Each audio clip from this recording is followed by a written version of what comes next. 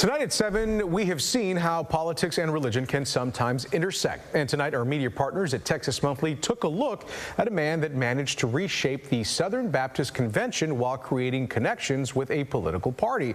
And it doesn't end there. There is lots to discuss tonight. Welcome in to Robert Downen. He was able to take a deep dive into this topic, and he is joining us tonight to talk a little bit more about this. So first off, people might be familiar with the Southern Baptist Convention's annual meeting. It took place in Dallas last year, but some might be wondering, what exactly is the SBC and what happens during these annual meetings? Fill us in on that. Sure, and thank you for having me. The Southern Baptist Convention is really a cooperative of 47,000 churches that voluntarily work put together with one another to raise money for missions, for seminaries, and what have you. And these annual meetings are really the kind of business meeting for the denomination, the faith group, where they are really the one time of year where they are debating policy. They are kind of setting the agenda for the year to come. In your article, it focuses on a man that changed the SBC. We're talking about Paul Pressler, born in 1930, became a judge. Also, tell us a little bit about how he helped reshape the SBC with the so-called Battle for the Bible, as it's known. Sure. So, beginning in really the late 70s and into the mid-1990s, Pressler led this movement to turn the Southern Baptist Convention to really, focus it on biblical inerrancy, the idea that Scripture is God's perfect and inerrant word. And in so doing, that over time, that kind of fight kind of took on a little bit more of, a kind of culture war lens over time, and really helped transform this once relatively apolitical denomination, faith group, into, the kind of the really ordained the marriage between the GOP and white evangelical voters who still sustain this power. So, and what about Pressler's relationships with political figures in the Republican Party? What did you learn about that, and is there any impact that continues to play out today?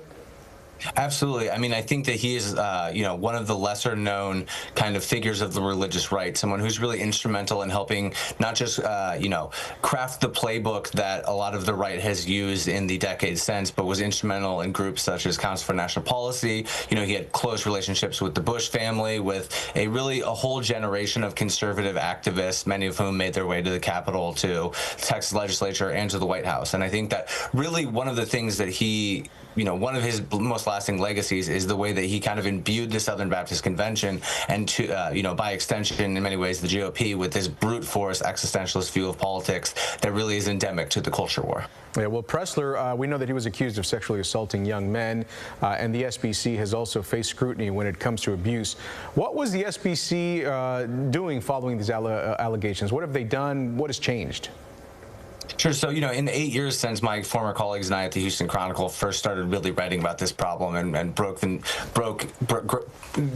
this groundbreaking investigation into SB sex abuse, there have been, a concerted push for a long time to adopt major top-down reforms. But as they're kind of getting into the piece, there ended up being a lot of pushback to those reforms. And so as it stands, it's kind of been kicked to the local churches and local associations in ways that I know is, concerning amongst sex abuse survivors, but kind of really, I guess, it remains to be seen where things go from here. Yeah. All right.